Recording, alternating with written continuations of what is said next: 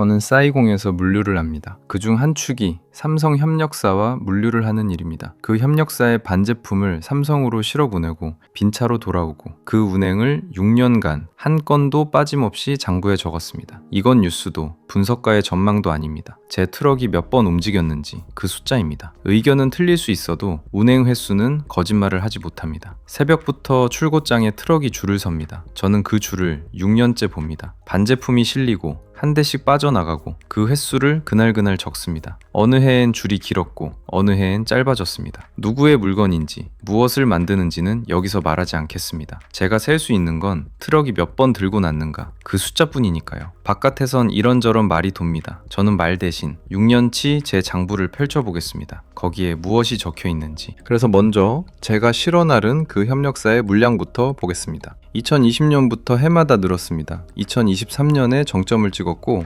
그 뒤로 2년은 거의 그대로 정점의 구할선을 유지했습니다. 변화는 올해 들어 처음 왔습니다. 2026년 1월부터 4월 같은 기간끼리 비교하면 운행량이 1년 전보다 14% 줄었습니다. 정점을 찍은 2023년 이후로 같은 넉 달 기준으로는 가장 낮습니다. 6년 곡선에서 처음 보는 꺾임입니다. 급격하진 않습니다. 작지만 분명한 첫 변화입니다. 왜 지금 꺾였나? 여기서부터는 제가 잰 게 아니라 들은 겁니다. 트럭은 몇 번 움직였는지만 알지 무엇을 실었는지까지 숫자로 말하진 않으니까요. 그래서 이건 들은 이야기로 남겨두겠습니다. 확정이 아니라 현장에서 일하는 사람들에게 들은 것. 싸게 만들던 저가 라인, 구형 모델, 모니터 같은 건 생산이 다른 곳으로 옮겨갔다고 합니다. 비싸고 큰 고급 라인만 남기는 쪽으로요. 가전 쪽에선 한 품목이 올해부터 아예 생산을 멈췄다는 이야기도 들립니다. 이게 사실이라면 제 운행량이 줄어든 건 수요가 죽어서가 아니라 대량으로 찍어내던 싼 물건이 빠져나가서일 수 있습니다. 무게는 줄고 값은 남는 거죠.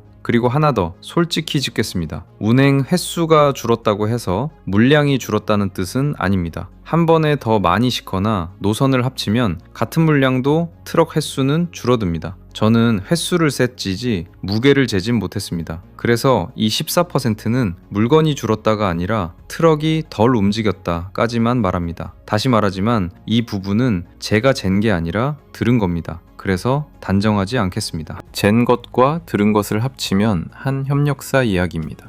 그런데 협력사는 한 곳이 아니죠. 제 장부에는 협력사가 여럿 있습니다. 그런데 그들이 다 같은 방향으로 가지는 않았습니다. 어떤 협력사는 한 길로만 갑니다. 큰 고객 한 곳에 집중하고 거기에만 매달립니다. 그리고 올해 흔들리기 시작한 게 바로 그런 곳이었습니다. 어떤 협력사는 넓혔습니다. 같은 큰 고객을 하면서도 다른 제조사 일을 새로 받고 품목을 늘리고 공장을 하나 더 열었습니다. 그리고 그런 곳은 커졌습니다. 조심하겠습니다.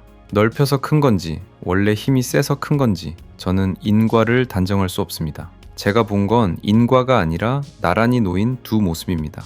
한쪽은 한 곳에 매여 흔들리고 한쪽은 여러 곳으로 퍼져 자랍니다. 이게 제 트럭이 본 두 개의 길입니다. 그런데 내 장부 바깥에 맞춰볼 숫자가 하나 더 있습니다. 제 트럭이 드나드는 그 삼성 호치민 복합, 거기엔 공개된 실적이 있습니다. 작년 그 복합의 매출은 줄지 않았습니다. 오히려 8% 넘게 늘면서 한 해를 마감했습니다. 그러니 분명히 해두겠습니다. 제 운행이 올해 초 14% 꺾인 건 삼성이 호치민에서 빠진다는 이야기가 아닙니다. 복합 전체는 작년까지 컸으니까요. 그리고 복합의 올해 숫자는 아직 나오지 않았습니다. 제 트럭 한 대가 본 꺾임과 복합 전체가 본 성장, 이 둘이 어긋납니다. 저는 이 어긋남을 억지로 메우지 않겠습니다. 어긋난 채로 그대로 보여드리는 게 정직하니까요. 그래서 6년치 장부와 그 바깥 숫자를 합치면 이렇습니다. 복합 전체는 작년까지 컸습니다. 그런데 제 트럭, 그 한 노선에는 올해 처음 균열이 왔습니다. 복합은 커지는데 제 운행은 줄었다. 이건 모순이 아니라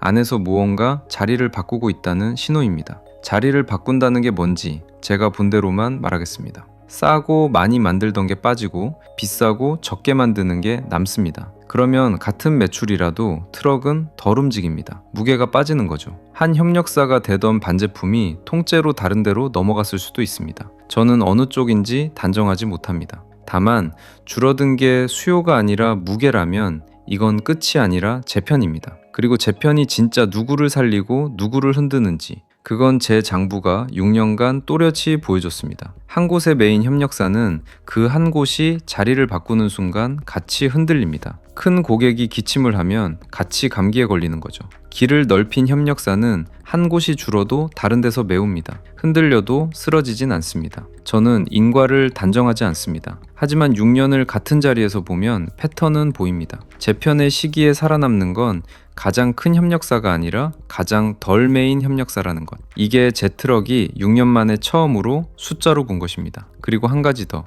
올해 그 14%가 진짜 흐름의 시작인지 한 분기의 출렁임인지 저는 아직 모릅니다. 넉 달치로 6년을 뒤집을 순 없으니까요. 그래서 약속으로 남기겠습니다. 올해가 끝날 때 제 트럭이 다시 답할 겁니다. 맞았는지 틀렸는지 저는 추측하지 않습니다. 실어 나르고 적고 확인합니다. 2015년부터 싸이공에서.